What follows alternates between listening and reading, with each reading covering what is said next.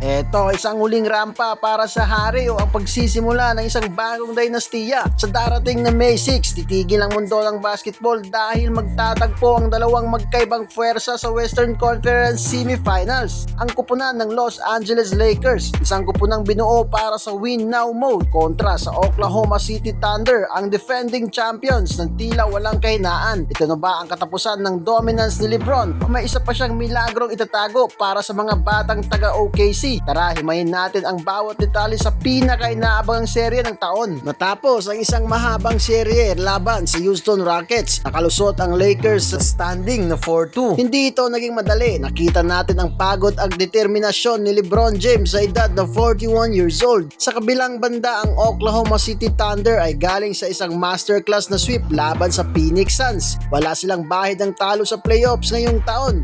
Ang OKC ang number 1 seed. Sila ang may home court advantage at sila ang kasalukuyang liyamado sa pustahan. Pero tandaan natin, ang Lakers ay hindi basta-basta. Nasa 4 seeds din sila. Sila ay kupunang binuo para sa ganitong pressure. Ito at pag-usapan natin ang elephant in the room. Sa 4 na pagkakataon na naglaban ang dalawang team sa regular season, walang napanalo ang Lakers. 4 na talo agad at ang pinakamasakit, yung 123-87 blowout noong April kung saan nilimitahan ng OKC ang perimeter shooting ng Lakers sa 22% lang. Nahirapan ng Lakers sa bilis ng transition defense ng Thunder. Sa seryeng ito, kailangang baguhin ni Coach JJ Redick ang kanilang pace para hindi sila maiwanan sa takbuhan. At eto pa, si Shai Gilgeous-Alexander ay nasa rurok ng kanyang karir. Sa serye laban sa Suns, nag-average siya ng 33.8 points. Ang kanyang footwork at kakayahang pumunta sa free throw line ang magpapahirap kina Marcus Smart at Austin Reeves. Habang si LeBron James ay naglalaro ng kanyang ika-23 na season. Bawas na ang kanyang bilis pero ang kanyang basketball IQ ay nananatiling pinakamataas sa liga. Kung makokontrol niya ang tempo ng laro at magiging epektibo ang kanyang post-up game laban sa maliliit na defender ng OKC, may pag-asa ang Lakers. At dito papasok ang malaking katanungan kung kaya na ba ni Luka Doncic. Ang trade na niyanig ang mundo noong nakaraang season ay nagdala kay Luka sa Lakers, pero ang kanyang hamstring strain ay isang malaking dagok. Kung hindi siya 100%,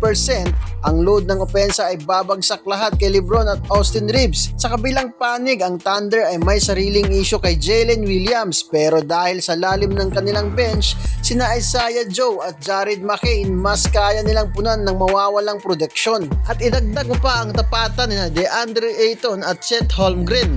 Si Chet ay naging pader sa ilalim, nag-a-average ng 2.0 blocks. Kailangan maging agresibo ni Ayton sa rebounds para hindi makakuha ng second chance points ang OKC. Kung magagawa ng Lakers na dominahin ang rebounds, mapapabagal nila ang opensa ng Thunder. Magsisimula ang Game 1 sa Paycom Center ngayong May 6. Ang prediksyon ng karamihan, OKC in 5. Bakit? Dahil sa kanilang home court dominance at health. Pero wag na wag mong pupustahan ng kabilang panig kapag ang nakataya ay ang legacy ni LeBron James. Kung makakakuha ng Lakers ng kahit isang panalo lang sa OKC sa unang dalawang laro, magbabago ang ihip ng hangin pabalik ng serye sa Crypto.com Arena sa LA. Ito ay labanan ng talino versus lakas, veteran great versus young energy. Isang serye na siguradong papasok sa mga classic matches ng NBA. Ito ang seryosong tanong sa inyo mga ka-Fast Break.